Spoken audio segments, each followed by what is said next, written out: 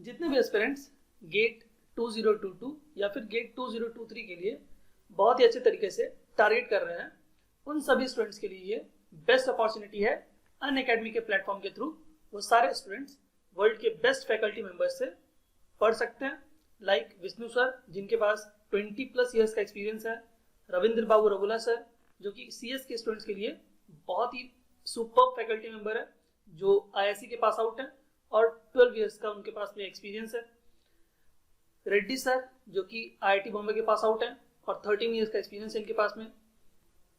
जितने भी aspirants CSIT के डिपार्टमेंट से बिलोंग करते हैं, जो गेट 2022 की प्रिपरेशन करना चाहते हैं, उन सभी स्टूडेंट्स के लिए ये गोल्डन अपॉर्चुनिटी है। अनअकैडमी के प्लेटफॉर्म के थ्रू वो वर्ल्ड के बेस्ट फैकल्टी मेंबर्स से पढ़ सकते हैं। जो न्यू बैचेस स्टार्ट हो रही हैं वो स्टार्ट हो रही है 15 फेब से CSIT के स्टूडेंट्स के लिए, जिनकी फैकल्टी मेंबर्स बहुत ही सुपर्ब है। रविंद्र बाबू रघुला सर, जो कि CSIT के लिए एक one of the best faculty member है, ठीक है। रेड्डी सर, संचित जैन सर, श्वेता कुमारी, विश्वदीप गोथी, बहुत ही सुपर फैकल्टी मेंबर है। तो अगर आप एनरोल करना चाहते हो तो आप वीडियो की डिस्क्रिप्शन बॉक्स में जाकर लिंक को क्लिक करके आप क्या कर सकते हो, एनरोल कर सकते हो। और अगर आप मेरा कोड यूज करते हो तो आपको 10% का डिस्काउंट मिल जाएगा। मेरा कोड है मनीष यादव, ठीक है।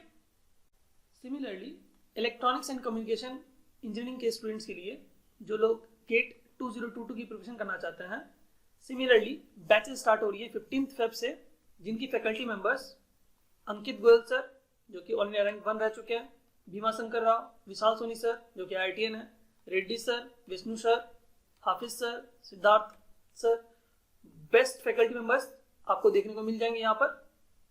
और अगर आप मेरा कोड यूज करते हो मनीष यादव, तो आप एक्स्ट्रा 10% का आपको डिस्काउंट मिल जाएगा। सिमिलरली अगर आप इलेक्ट्रिकल इंजीनियरिंग के स्टूडेंट हो और अगर आप गेट 2022 की प्रिपरेशन करना चाहते हो, न्यू बैचेस स्टार्ट हो रही हैं अनअकैडमी के प्लेटफॉर्म पे, वो भी 15 फेब से, ठीक है, जिनकी फैकल्टी मेंबर्स बहुत ही सुपर्ब है, आप देख सकते हो, ठीक है। वीडियो की डिस्क्रिप्शन बॉक्स में मैंने लिंक दे दिया है, जिसके थ्रू आप डायरेक्ट एनरोल कर सकते हो न्यू बैचेस के लिए, ठीक है। और अगर आप मेरा कोड यूज कर सकते हो मनीष यादव का, तो आपको 10% का डिस्काउंट मिल जाएगा। जितने भी स्टूडेंट्स केमिकल इंजीनियरिंग से बिलोंग करते हैं, उन सभी स्टूडेंट्स के लिए ये गोल्डन अपॉर्चुनिटी है। अनअकैडमी के प्लेटफॉर्म के थ्रू न्यू बैचेस स्टार्ट हो रही हैं 15 फेब से for GATE 2022 for chemical engineers, जिनकी फैकल्टी मेंबर्स बहुत ही सुपर्ब है। अंकुर बंसल, शैलेंद्र कुमार, देवेंद्र पोनिया, सुमित प्रजापति, मनीष राजपूत, आप इन सारे फैकल्टी मेंबर से आप पढ़ सकते हो। सिमिलरली अगर आप मेरा कोड यूज कर सकते हो Manish Yadav for 10% discount. Description box में मैंने लिंक प्रोवाइड कर दिया है, जिसके थ्रू आप डायरेक्ट एनरोल कर सकते हो। सिमिलरली फॉर गेट 2023 एस्पिरेंट्स, जो लोग ECE के डिपार्टमेंट से बिलोंग करते हैं, उन सभी स्टूडेंट्स के लिए न्यू बैचेस स्टार्ट हो रही है अनअकैडमी के प्लेटफॉर्म पे 15 फेब से, जिनकी फैकल्टी मेंबर्स सेम है, ठीक है। अंकित गोयल सर, विशाल सोनी सर, रेड्डी सर, जो कि बेस्ट फैकल्टी मेंबर्स हैं। वीडियो के डिस्क्रिप्शन बॉक्स में मैंने लिंक प्रोवाइड कर दिया है, जिससे कि आप डायरेक्ट एनरोल कर सकते हो न्यू बैचेस के लिए, ठीक है। सिमिलरली फॉर इलेक्ट्रिकल इंजीनियर्स, जिन लोग गेट 2023 की प्रिपरेशन करना चाहते हैं, 15 फेब से न्यू बैचेस स्टार्ट हो रही हैं अनअकैडमी के प्लेटफॉर्म पे। इनकी फैकल्टी मेंबर्स रिमेन सेम है, जो कि बेस्ट फैकल्टी मेंबर्स हैं। सिमिलरली अगर आप मेरा कोड यूज कर सकते हो तो आपको 10% का डिस्काउंट मिल जाएगा, जिसकी लिंक मैंने वीडियो के डिस्क्रिप्शन बॉक्स में प्रोवाइड करा दी है, ठीक है। साथ ही साथ अगर आप EAC प्रीलिम्स 2021 की प्रिपरेशन करना चाहते हैं, उनकी बैचेस स्टार्ट हो रही हैं 18 फेब से, जिनकी faculty members Saurabh Thakur sir, Saurabh Pandey sir, best faculty members हैं। अमन राज, राव सर, जौहरी सर, ठीक है। इन सारे फैकल्टी मेंबर से आपको पढ़ने का मौका मिलेगा, ठीक है। मैं डिस्क्रिप्शन बॉक्स में इसकी लिंक भी प्रोवाइड करा दूंगा आपको। जितने भी एस्पिरेंट्स EAC प्रीलिम्स 2021 की प्रिपरेशन करना चाहते हैं फॉर जनरल स्टडीज, उन सभी स्टूडेंट्स के लिए 18 फेब से न्यू बैचेस स्टार्ट हो रही हैं, जिनकी फैकल्टी मेंबर्स आप देख सकते हो। सौरभ पांडे सर, सौरभ ठाकुर सर, ठीक है, राव सर, अमन राज, सागर शर्मा, जौहरी सर, ठीक है, one of the best faculty members हैं फॉर जनरल स्टडीज, जिनकी डिस्क्रिप्शन में मैंने लिंक प्रोवाइड कर दी है, ठीक है। अगर आप एनरोल करना चाहते हो तो। सिमिलरली अगर आप मेरा कोड यूज कर सकते हो मनीष यादव, तो आप एक्स्ट्रा 10% का आपको डिस्काउंट मिल जाएगा। अगर आप चाहो तो आप स्पेशल क्लासेस जो स्टार्ट हो रही हैं थ्रू एनरोल करने से पहले आप फ्री क्लासेस को अटेंड कर सकते हो, जो कि रविंद्र बाबू रोगला सर के थ्रू प्रोवाइड कराई जा रही है, रेड्डी सर के थ्रू प्रोवाइड कराई जा रही है एंड विष्णु सर भी प्रोवाइड करा रहे हैं फ्री क्लासेस, जिनके लिए आपको कोई भी चार्जेस नहीं देने पड़ेंगे, जिनकी लिंक मैंने ऑलरेडी डिस्क्रिप्शन बॉक्स में प्रोवाइड करा दी है। ठीक है, और अगर आप गेट 2022 या फिर गेट 2023 की बैचेस ज्वाइन करना चाहते हैं, इनकी लिंक्स भी मैंने डिस्क्रिप्शन बॉक्स में ऑलरेडी प्रोवाइड करा दी है। ठीक है, आप किसी बैच के लिए ज्वाइन करेंगे और अगर आप मेरा कोड यूज करते हो मनीष यादव का, तो आपको एक्स्ट्रा 10% का डिस्काउंट मिल जाएगा। ठीक है, चलिए तो बात करते हैं पहले क्वेश्चन से। यहाँ पे हमारे पास में दिया हुआ है let O is the centre of the circle. हमारे पास में ये जो O पॉइंट है ये सेंटर बताया गया सर्कल का, and M and N lie on the circle. जो हमारे पास में point M and point N है वो सर्कल के ऊपर लाई कर रहे हैं। और हमसे बोला गया if the area of the right angle triangle MON is equal to 50 centimetre square. तो हमारे पास में ये जो ट्राइंगल है, ये वाला जो ट्राइंगल जिसमें हमारे पास में शेडेड रीजन किया हुआ है MON, इसका एरिया हमारे पास में दे रखा है कितना, 50 सेंटीमीटर स्क्वायर। तो हमको पता है एरिया ऑफ ट्राइंगल क्या होता है हमारे पास में। तो हमारे पास में अगर आप देखेंगे यहाँ सेंटर दिया हुआ है अगर हमारे पास में इस पॉइंट पे, तो ये भी हमारे पास में रेडियस होगा और ये भी रेडियस होगा। तो हम बोल सकते हैं ये रेडियस और ये रेडियस। तो एरिया ऑफ ए ट्राइंगल क्या होता है, half into base into height. ठीक है, तो हमारे पास में बेस था रेडियस और हाइट भी हमारे पास रेडियस ही है।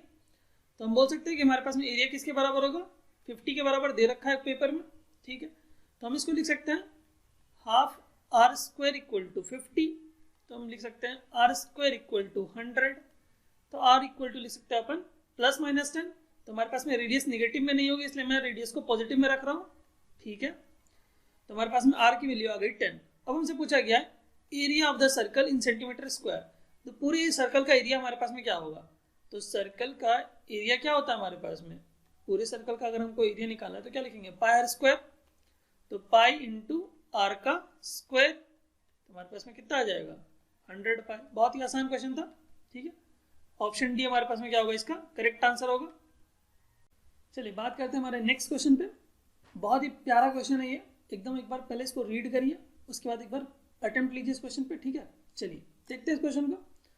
5 person PQRST are sitting in a row not necessarily in the same order. ठीक है, तो हमारे पास में कितने लोग हैं, 5 लोग हैं, P Q R S and T। ठीक है, बोला गया है Q and R are separated by 1 person। That means Q और R के बीच में सिर्फ एक लोग है, एक पर्सन है। ठीक है, दैट मीन्स अगर मैं यहाँ पर कोई एक अरेंजमेंट लिखूँ जहाँ पर हमारे पास में ये 5 लोग बैठ रहे हैं, तो मैं लिख सकता हूँ यहाँ पर, मैंने लिख दिया यहाँ पर Q और R। ठीक है, या तो हमारे पास में ऐसा हो सकता है, मैंने बोला कि Q और R एक पर्सन सिर्फ उसके बीच में है। ठीक है, तो या तो Q और ऐसा हो सकता है, या फिर Q और R कैसा हो सकता है मेरे भाई, कुछ इस तरह से बैठ सकता है। ठीक है, यही बात हो गई। तो मैं इस वाले पार्ट को इरेज कर देता हूँ क्योंकि इसके बीच में ये तो नहीं होगा, सॉरी सॉरी सॉरी सॉरी, ये हमारे पास में क्यों आ गया। चलिए हमारे पास में अब बात करता हूँ अगर मैं कि नेक्स्ट वाला जो कंडीशन है वो क्या है। तो देखिए हमारे पास में लिखा हुआ है S should not be seated adjacent to Q. That means जो हमारे पास में ये एस है वो क्या होना चाहिए, क्यू के आजू बाजू नहीं बैठना चाहिए। दैट मीन्स क्यू के आसपास नहीं होना चाहिए। तो अब आप मेरे को ये बताइए, अगर मैं पहला केस जो मैंने यहाँ लिखा है, ये जो पहला केस मैंने लिखा है ये वाला पहला वाला, उस केस में एस कहाँ बैठ सकता है, क्या एस यहाँ बैठ सकता है, नहीं भाई बिल्कुल नहीं बैठ सकता है, क्योंकि उस केस में क्या हो जाएगा, एस एडजेसेंट हो जाएगा क्यू के। दैट्स वाई हमारे पास में एस कहाँ बैठ सकता है, या तो यहाँ बैठ सकता है या तो यहाँ बैठ सकता है। तो हम इसके लिए 2 केसेस बना लेते हैं। चलिए देखिए 2 केसेस कैसे लिखता हूँ मैं कलर चेंज करके लिखता हूँ, आपको अच्छे समझ में आएगा। ठीक है, तो पहले केस में मैं एस को यहाँ बिठा देता हूँ। ठीक है, तो अगर एस को मैंने यहाँ बिठा दिया तो हमारे पास में क्या हो गया, ये प्लेस इसका खत्म हो गया। तो अब हमारे पास में दूसरा वाला केस क्या होगा, जहाँ पर हमारे पास में एस कहाँ बैठेगा, यहाँ पर हमारे पास में Q, यहाँ पर होगा R, और हमारे पास में यहाँ S। मैंने बोला था या तो S यहाँ या तो यहाँ S बैठेगा, तो हमने एक कंडीशन लिया जहाँ पर S यहाँ बैठ रहा है, ठीक है, और दूसरा कंडीशन जहाँ पर S यहाँ बैठ रहा है, ठीक है। समझ में आ गई बात? दोनों कंडीशन ले लिया। अब हम क्या करते हैं, देख लेते हैं हमारे पास में कि क्या क्या पॉसिबिलिटीज यहाँ बनती हैं। तो अगर मैं बात करूँ, अब हमारे पास में कौन कौन से बच गए, P और T बचा है। तो अब या तो P यहाँ बैठेगा, या तो P या तो सेकंड पोजीशन पे हो सकता है या तो फिफ्थ पोजीशन पे हो सकता है। सिमिलरली T भी ऐसा ही हो सकता है। दैट मीन्स ये दोनों आपस में अपना पोजीशन चेंज कर सकते हैं, ठीक है, इंटरचेंज कर सकते हैं पोजीशन। इसके लिए क्या आ जाएगा हमारे पास में, 2 फैक्टोरियल वेज। सिमिलरली Q और R आपस में अपना पोजीशन चेंज कर सकते हैं, कोई दिक्कत वाली बात नहीं है। दैट मीन्स 2 फैक्टोरियल यहाँ से आ गया। दैट मीन्स इस केस के लिए हमारे पास में नंबर ऑफ वेज कितने हो जाएंगे, इस केस के लिए नंबर ऑफ वेज हो जाएंगे हमारे पास में 2 × 2 which is equal to 4 ways, ठीक है। सिमिलरली बात करता हूं अगर मैं यहाँ पर सेकंड केस की, ये वाला P और T, तो P और T आपस में अपना पोजीशन चेंज कर सकते हैं। हमसे पूछा गया the number of distinct sitting arrangement, ठीक है। सिटिंग अरेंजमेंट वो भी क्या होना चाहिए, डिस्टिंक्ट होना चाहिए। तो अब हमारे पास में देखिए यहाँ पर Q और R आपस में पोजीशन चेंज कर सकते हैं, एंड P एंड T अपना आपस में पोजीशन चेंज कर सकते हैं। तो मैं बोल सकता हूँ 2 फैक्टोरियल, यहाँ पर भी 2 फैक्टोरियल। दैट मीन्स इस केस में भी क्या आ गया, 4, ठीक है, 4 वेज। लेकिन अब जो बाकी के जो दोनों केस मैंने लिखे हुए नीचे, इन केस को एकदम गौर से देखिए, ठीक है, समझ में आएगा आपको। यहाँ पर कंडीशन क्या बोला गया है कि S जो है वो Q के एडिशन नहीं बैठना चाहिए। दैट मीन्स S ना तो यहाँ बैठ सकता है ना तो यहाँ बैठ सकता है, सिर्फ S कहाँ बैठ सकता है भाई, यहाँ बैठ सकता है। बात समझ में आई? क्यों? क्योंकि यहाँ कंडीशन में लिख दिया गया हमारे पास में कि S Q के आजू बाजू नहीं बैठ सकता है, ठीक है। तो बाकी बचे हमारे पास में क्या, P एंड T। तो P एंड T आपस में अपना पोजीशन चेंज कर सकते हैं। सिमिलरली Q और R भी आपस में अपना पोजीशन चेंज कर सकते हैं, ठीक है। तो क्या आ जाएगा हमारे पास में, यहाँ से आ गया 2 फैक्टोरियल, यहाँ से आ गया 2 factorial. That means 4 number of ways आ गए, ठीक है। अब बात करते हैं लास्ट कंडीशन की। तो अब अगर आप मेरे को ये बताइए कि S जो है Q के आजू बाजू नहीं बैठना चाहिए, तो इसका मतलब क्या है, S ना तो यहाँ बैठ सकता है ना तो S यहाँ बैठ सकता है। तो S बैठ कहाँ सकता है, यहाँ पर बैठ सकता है, ठीक है। तो हमने S को फिक्स कर दिया।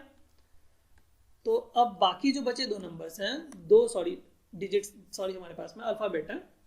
तो बाकी के 2 अल्फाबेट्स हमारे पास में जो कि P एंड T वो यहाँ बैठ सकते हैं, ठीक है। तो हमारे पास में P और T आपस में इंटरचेंज कर सकते हैं पोजीशन इस तरह से, और Q और R भी अपना पोजीशन इस तरह से इंटरचेंज कर सकते हैं 2 फैक्टोरियल वेज से, ठीक है। तो क्या हो जाएगा, 2 फैक्टोरियल इंटू 2 फैक्टोरियल 4 आ जाएगा। दैट मीन्स हमारे पास में अगर आप टोटल नंबर ऑफ वेज जोड़ेंगे, number of distinct sitting arrangements की अगर आप बात करेंगे, तो कितना आ जाएगा हमारे पास में, 4 + 4 + 4 + 4 which will be 16 is the correct answer, ठीक है। बहुत लोग आंसर बी मार के आए थे कि 10 होगा, बट जो करेक्ट आंसर होगा वो होगा 16, ठीक है।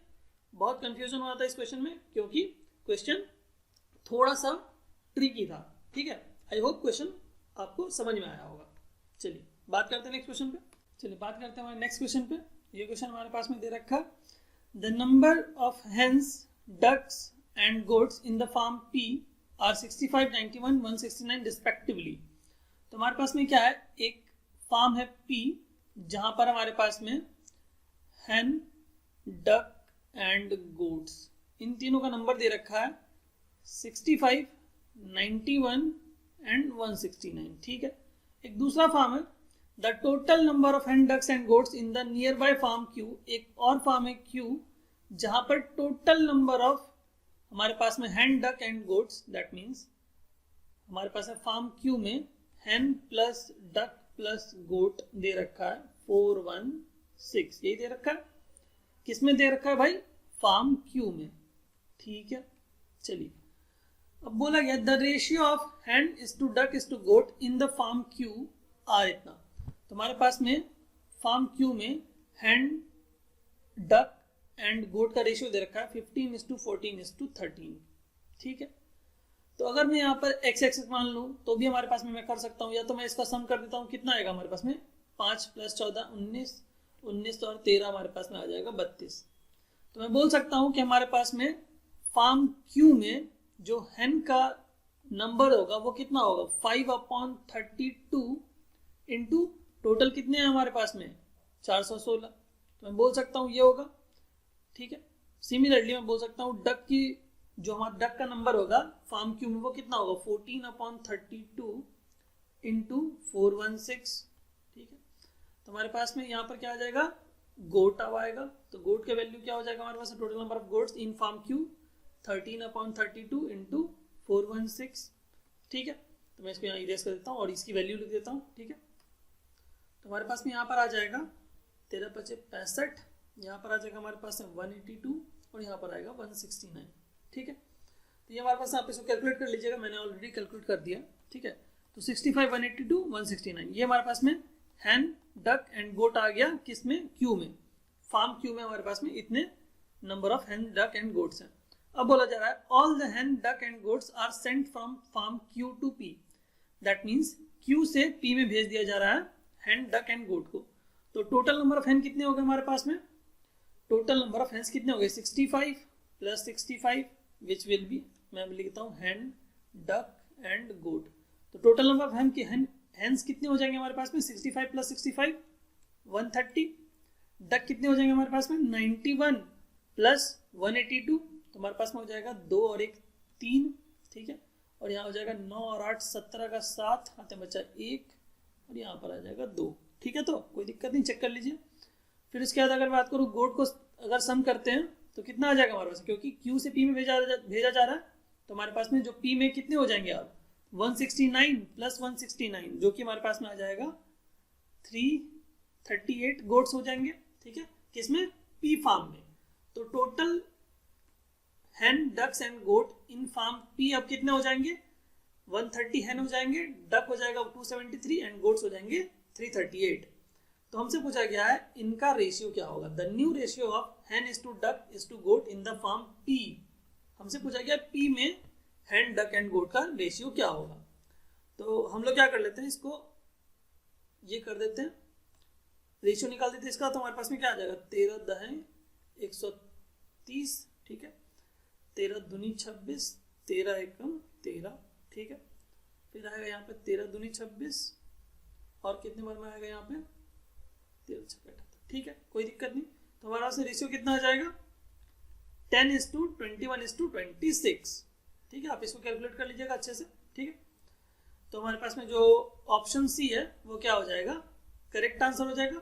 ठीक है, 10:21:26 हमारे पास में करेक्ट आंसर होगा। ठीक है, चलिए बात करते हैं हमारे नेक्स्ट क्वेश्चन पे, जो कि हमारे पास में सेट मैकेनिकल के सेट 2 में पूछा गया था क्वेश्चन। ये क्वेश्चन पूछा गया, देखिए प्रोबेबिलिटी के टॉपिक से। अ box contain 15 blue balls and 45 black balls.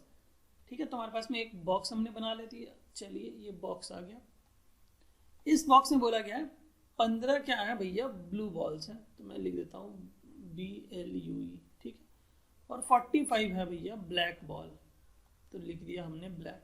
ठीक, if 2 balls are selected randomly without replacement.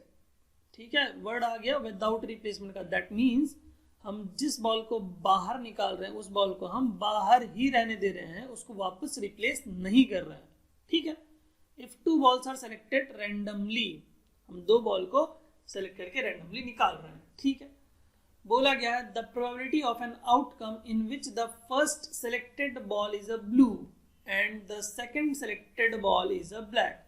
तो हमें पहला बॉल क्या चाहिए भैया ब्लू चाहिए और दूसरा बॉल ब्लैक चाहिए, यही चाहिए। तो पहला बॉल चाहिए ब्लू, दूसरा बॉल चाहिए अपने को ब्लैक। ठीक है, तो हम क्या कर लेते हैं, टोटल नंबर ऑफ बॉल्स कितने हो जाएंगे हमारे पास है 45 और 15 60। ठीक है, तो जब हम पहली बार बॉल सेलेक्ट करके निकालेंगे तो हमारा क्या होना चाहिए ब्लू बॉल होना चाहिए। तो जब पहली बॉल हमारे पास में पहला बॉल निकले तो कैसा होना चाहिए ब्लू। तो 15C1, 15 में से किसी एक बॉल को सिलेक्ट करके हमने पहले बार में ड्रॉ करवा दिया तो ब्लू बॉल हो गया। दूसरी बार में क्या होना चाहिए हमारे पास में भैया, वो बॉल तो बाहर ही है, इसका मतलब कि जब सेकेंड टाइम हम ड्रॉ करेंगे तो कितने बॉल्स बचे होंगे बॉक्स में 59। और उन 59 में से हमारे पास में कॉन्फ़िगरेशन कैसा होगा, 14 ब्लू बॉल्स बची होंगी, क्योंकि एक ब्लू बॉल तो ऑलरेडी यहाँ आ गया मेरे भाई, और यहाँ पर क्या बचा होगा, 45 black ball. That means 59 total balls बचे होंगे, उनमें से 14 बॉल ब्लू होंगे और 45 ब्लैक होंगे जब हम एक बॉल निकाल लिए होंगे उसके बाद। ठीक है, ये हमारे पास में 59 बॉल्स होंगे। तो ब्लैक बॉल आने की प्रोबेबिलिटी क्या होगी सेकेंड टाइम में मैं बात कर लूँ तो 45C1 लिख देता हूँ मैं, तो यहाँ पर हमारे पास में आ जाएगा। अगर इसको मैं सॉल्व करूँ तो देखते हैं कितना आता है हमारे पास में, 15 आ जाएगा 60 और यहाँ पर आ जाएगा 45/59, यही आ गया। तो हम इसको लिख देते हैं 15 चौके 60, तो ये हमारे पास में क्या आ जाएगा भैया, 45/9 चौके 36 का 6 हाथ में बचा 3, ठीक है, 5 चौके 20 और 3 23, 45/236 क्या होगा, करेक्ट आंसर होगा। ठीक है, ऑप्शन में दिख रहा है ऑप्शन बी। तो यहाँ पर जो वर्ड था विदाउट रिप्लेसमेंट, यही बस आपको थोड़ा परेशान कर सकता था, बाकी इस क्वेश्चन में तो कुछ भी नहीं था। ठीक है, रिप्लेसमेंट का, विदाउट रिप्लेसमेंट का मतलब क्या है, मैं फिर से समझा रहा हूँ, मैंने अपने लेक्चर से बहुत बार समझाया हुआ है। किसी बॉल को मैं बाहर ही, जब मैंने निकाला है, ड्रॉ किया है किसी बॉल को, तो उस बॉल को हम क्या कर रहे हैं, बाहर ही रहने दे रहे हैं। ठीक है, जब दूसरी बार हम निकालेंगे बॉल को तो बॉल का नंबर क्या होगा, डिक्रीज करेगा, जो यहाँ पर आपको देखने को मिल रहा है। देखिए बॉल का नंबर क्या होगा, डिक्रीज कर जाएगा, क्योंकि एक बॉल जो हमने पहले निकाला था वो बॉल ऑलरेडी बाहर है। ठीक है, आई होप क्लियर हुआ होगा। चलिए बात करते हैं हमारे नेक्स्ट क्वेश्चन पे। बहुत ही बढ़िया क्वेश्चन है ये, हो सकता है थोड़ा टाइम लगे आपको समझने में, थोड़ा सा कैलकुलेशन लगेगा, बट बहुत ही बढ़िया क्वेश्चन है। ठीक है, तो एकदम आराम से समझते हैं इस क्वेश्चन को। The ratio of the area of the inscribed circle to the area of the circumscribed circle of an equilateral triangle। हमारे पास ये जो ट्रायंगल दे रखा है ये इक्विलेटरल ट्रायंगल है, दैट मीन्स तीनों साइड्स बराबर है। ठीक है, चलिए तो हमसे पूछा गया कि इंस्क्राइब्ड सर्कल जो है, जो अंदर में सर्कल है, दैट मीन्स ये वाला सर्कल, ये वाला, इसका एरिया इस टू जो बड़े वाले सर्कल का एरिया है क्या होगा, दैट मीन्स स्मॉलर सर्कल का एरिया, स्मॉलर सर्कल का एरिया डिवाइडेड बाय बोला गया है लार्जर सर्कल का एरिया क्या होगा, यही पूछा गया। तो शॉर्ट में मैंने बता दिया। चलिए अब कैसे करेंगे ये भी देख लेते हैं। ठीक है, चलिए थोड़ा इसको इरेज कर देता हूं मैं। तो अगर मैं बात करूं, अगर मैं इस सर्कल के, मैं कलर चेंज करके लिखता हूं, ये वाला रेडियस अगर मैं मिल जाए मुझे, ये वाला रेडियस, तो हमारे पास में क्या मिल जाएगा, स्मॉलर सर्कल का एरिया मिल जाएगा हमें। तो मैं क्या करता हूँ, एक मीडियन ड्रॉ करता हूँ। ठीक है, मैं क्या करता हूँ, एक मीडियन ड्रॉ कर देता हूँ, अपर, जो अपर वाला वर्टेक्स है, इस पॉइंट से मैं क्या करता हूँ, एक मीडियन ड्रॉ कर देता हूँ बेस पर। ठीक है, तो ये हमारे पास में आ गया कुछ इस तरह का। तो मैं अभी यहाँ पे इसको डॉटेड लाइन से ड्रॉ नहीं कर रहा हूँ। ठीक है, चलिए क्यों नहीं ड्रॉ कर रहा हूँ आपको समझ में आ जाएगा। तो मैं मान लेता हूँ कि इसका ये जो ट्रायंगल, इक्विलेटरल ट्रायंगल, उसका जो साइड है वो ए है। तो अगर साइड्स ए है तो ये वाला जो पार्ट होगा ये क्या हो जाएगा, a/2। तो मैं बोल सकता हूँ कि ये जो, अगर मैं बात करूँ, ये मैं इसको लिखता हूँ a और इसको मैं मान लेता हूँ b। तो अगर मैं बोलूँ कि AB हमारे पास में अगर मुझे निकालना है तो मैं क्या करूँगा, मैं हाइपोटेनियस वाला जो हमारे पास पाइथागोरस थ्योरम होता है उसको लगा लेता हूँ मैं। तो वो क्या हो जाएगा हमारे पास में, a² जो कि हाइपोटेनियस है हमारे पास में यहाँ पर, will be equal to AB का स्क्वायर प्लस ये जो हमारे पास में पार्ट, मैं इसको बोल देता हूँ MN में बोल देता हूँ। ठीक है, तो MB, तो MB हमारे पास में क्या है, a/2 है, तो इसका स्क्वायर, तो क्या आ जाएगा हमारे पास में, ये देखिए a² आ गया, और यहाँ से हमारे पास में, मैं इसको लेके उधर चला जाता हूँ। ठीक है, ज़्यादा बेटर रहेगा। तो क्या आ रहा है हमारे पास में, यहाँ से आ जाएगा a² इक्वल टू AB का स्क्वायर। ठीक है, तो ये आ जाएगा हमारे पास में 3a²/4। तो ये इसको लिख दिया मैंने AB का स्क्वायर। दैट मीन्स हमारे पास में, अगर मैं AB की वैल्यू को लिखना चाहूँ, that means length of AB लिखना चाहूँ, तो मैं क्या लिखूँगा, √3a/2 लिखूँगा मैं। ठीक है, और अगर आपको याद होगा कि हमारे पास में जब भी एक हमारे पास में सर्कल इंस्क्राइब्ड होता है और अगर हम कोई मीडियन ड्रॉ करते हैं तो क्या होता है हमारे पास में, वो 2:1 के रेशियो में उसको डिवाइड करता है।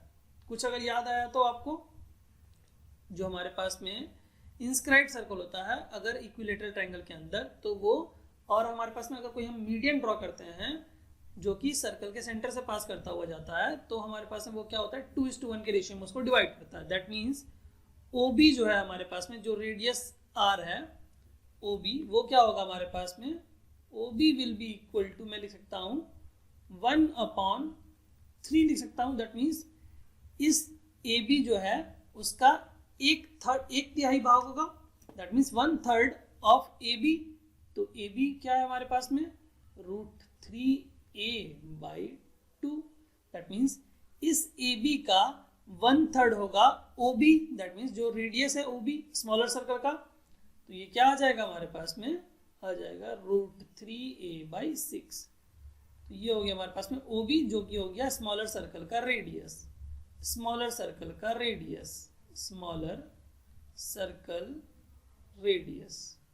ठीक है, तो स्मॉलर सर्कल का रेडियस मिल गया, तो मैं बोल सकता हूं कि स्मॉलर सर्कल का एरिया क्या आ जाएगा, स्मॉलर सर्कल का एरिया क्या हो जाएगा भाई बताइए, πr²। तो पाई और r का स्क्वायर क्या हो जाएगा हमारे पास में, 3a², और यहाँ पर क्या आ जाएगा 36। दैट मीन्स हमारे पास में आ जाएगा, तो ये हमें मिल जाएगा pi into a² divide by 36। That means smaller circle का एरिया क्या होगा भाई, πa²/12। ठीक है, यहाँ तक तो कोई दिक्कत नहीं होनी चाहिए। तो मैं अब क्या करता हूँ, इसको थोड़ा सा इरेज कर देता हूँ। ठीक है, तो आपको थोड़ा सा ज़्यादा समझ में आएगा। चलिए देखते हैं, तो मैं इसको पूरा ये इरेज कर देता हूँ नीचे। चलिए अब मैं क्या करता हूँ, अब हमें क्या चाहिए, इस लार्जर सर्कल का रेडियस चाहिए। दैट मीन्स ये वाला पार्ट चाहिए अब हमें, ये वाला जो है, तो मैं इसको बोल देता हूँ A और इसको बोल देता हूँ O। तो अगर हमें AO की वैल्यू मिल जाए तो मैं लार्जर सर्कल का एरिया निकाल सकता हूँ। अगर हमें AO मिल जाए तो मैं क्या करता हूँ, तो ये रेडियस तो हमें पता है स्मॉलर सर्कल का, जो जिसको मैंने अभी R से डिनोट किया है, वो रेडियस तो हमें पता है। ठीक है, बस हमें ये a/2 है और ये हमें चाहिए AO की वैल्यू को मैं मान लेता हूँ x। तो क्या होगा, x² इक्वल टू हो जाएगा हमारे पास में r²। तो स्मॉलर सर्कल का रेडियस क्या है, जो कि r है, तो क्या है हमारे पास में √3a/6 का स्क्वायर हो जाएगा। पाइथागोरस थ्योरम लगा रहे भाई। चलिए, प्लस a/2 का स्क्वायर। चलिए कितना आ जाएगा भाई बताइए, तो ये आ जाएगा हमारे पास में 3a² / 36 प्लस a²/4। ये आ जाएगा हमारे पास में 36 आ गया एलसीएम, ये आ गया 3a², ये आ गया 9 चौके 36, दैट मीन्स 9a²। तो ये आ गया 12a² divided by 36 which is equal to a² / 36। ठीक है, तो अगर मैं बोल रहा हूँ x² की वैल्यू a²/3 है, तो x की वैल्यू क्या होगी मेरे भाई, a/√3। That means larger circle, जो सबसे बड़ा वाला सर्कल है लार्जर सर्कल, उसका रेडियस हमारे पास में a/3 आ गया। तो लार्जर सर्कल का अगर मैं बात करूं, लार्जर सर्कल, उसका अगर मैं एरिया निकालने की कोशिश करूं तो क्या आएगा, पाई r²। तो r क्या है, a/3, तो क्या हो जाएगा r हमारे पास में a/√3 था, तो पाई r² कर देते हैं, तो क्या आ जाएगा पाई a²/3। ये आ गया लार्जर सर्कल का एरिया। दैट मीन्स हमें क्या चाहिए था, हमें चाहिए थी value smaller circle is to larger circle.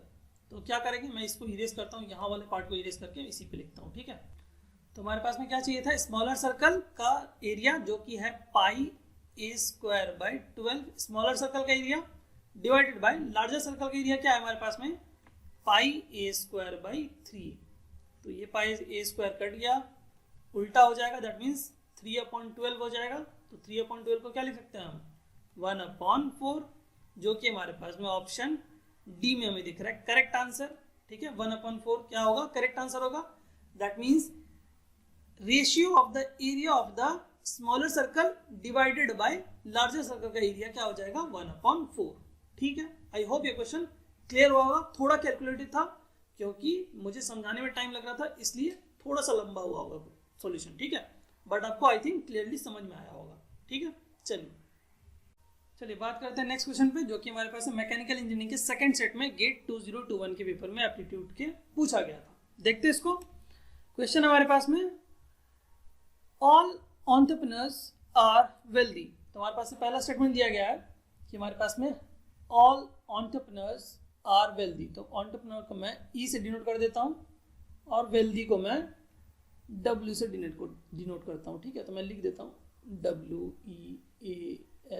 WEALTHY। ठीक है, तो all entrepreneurs are wealthy, that means जो एंटरप्रेन्योर वाला सर्कल होगा वो फुल्ली लाई करेगा वेल्दी के सर्कल के अंदर। ठीक है, दूसरा स्टेटमेंट है all wealthy are risk seekers. That means जो ऑल वेल्दी हैं वो क्या है, रिस्क सीकर्स हैं। दैट मीन्स जो वेल्दी वाला सर्कल होगा वो रिस्क सीकर्स के अंदर होगा फुल्ली। ठीक है, चलिए ऐसा बन गया। कंक्लूजन बोला जा रहा है all risk seekers are wealthy, all risk seekers are wealthy. क्या मैं बोल सकता हूँ कि ये जो बड़ा वाला सर्कल है वो इस मिडिल वाले सर्कल के अंदर आएगा? क्या मैं बोल सकता हूँ क्या ऐसा? कंक्लूजन 1 के थ्रू बोला जा रहा है all risk seekers are wealthy. That means ये जो बड़ा वाला सर्कल है, ये जो रिस्क सीकर वाला सर्कल है, क्या वो इस वेल्दी वाले सर्कल के कंप्लीटली अंदर है? बिल्कुल नहीं है भाई। दैट मीन्स कंक्लूजन 1 गलत है। ठीक है, चलिए दूसरा कंक्लूजन बोला जा रहा है only some entrepreneurs are risk seekers. That means पूछा जा रहा है कि क्या कुछ ही ऐसे एंटरप्रेन्योर्स हैं जो कि रिस्क सीकर्स हैं? नहीं, all entrepreneurs are risk seekers, क्योंकि ये जो एंटरप्रेन्योर वाला सर्कल है वो फुल्ली लाई कर रहा है किस सर्कल के अंदर, रिस्क सीकर्स के सर्कल के अंदर। तो हम क्या स्टेटमेंट बोल सकते थे? अगर स्टेटमेंट लिखा होता all entrepreneurs are risk seekers तभी ये स्टेटमेंट करेक्ट होता, लेकिन यहाँ लिखा है only some entrepreneurs are risk seekers. That means ये ऑप्शन भी गलत है। दैट मीन्स कंक्लूजन गलत है। तो कंक्लूजन 1 भी गलत है, कंक्लूजन 2 भी गलत है। तो हम बोल सकते हैं कि neither is correct.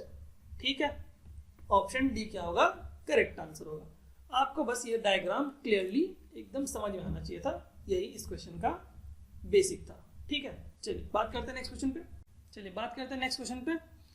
Mechanical engineering के सेकंड सेट में गेट 2021 के एप्टी पोर्शन में आया था ये क्वेश्चन। चलिए देखते हैं इसको। क्वेश्चन हमारे पास में है 5 person PQRST are to be seated in a row all facing the same direction but not necessarily in the same order। ठीक है, कोई बात नहीं। तो हमारे पास में बोला गया है P, Q, R, S and T 5 लोग हैं। ठीक है, P and T can't be seated at either end of the row। तो अगर मैं बात करूं P, Q, R, S, T 5 लोगों के लिए, तो क्या बोला जा रहा है कि P और T जो है वो ना तो यहाँ रह सकते हैं ना तो यहाँ। दैट मीन्स P ना तो यहाँ बैठ सकता है ना तो यहाँ, और T ना तो यहाँ बैठ सकता है ना तो यहाँ। मतलब P, T एंड्स पे किसी भी एंड पे नहीं रह सकते हैं। ठीक है, क्लियर है? दैट मीन्स P और T का रिस्ट्रिक्शन दे दिया गया है कि वो आइदर किसी एंड पे नहीं बैठ सकते हैं। ठीक है, चलिए अच्छी बात है। बात करते हैं हम नेक्स्ट पे। P should not be seated adjacent to S।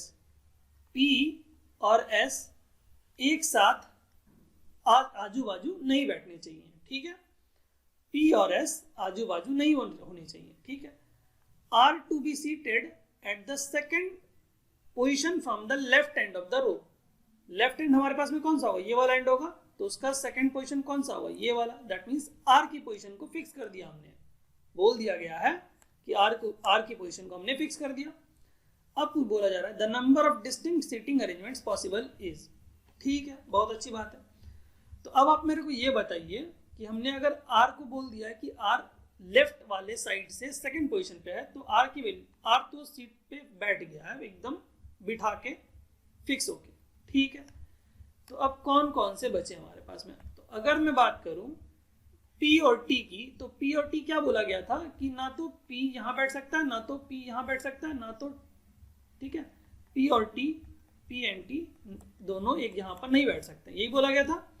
तो इसका मतलब क्या है, P और T कहां बैठ सकते हैं भाई? अगर एंड्स पे नहीं बैठ सकते हैं तो कहां बैठ पाएंगे? या तो P T होगा, ऐसा होगा, या फिर कैसा होगा, ऐसा होगा। यही दोनों में से कोई केस हो सकता है।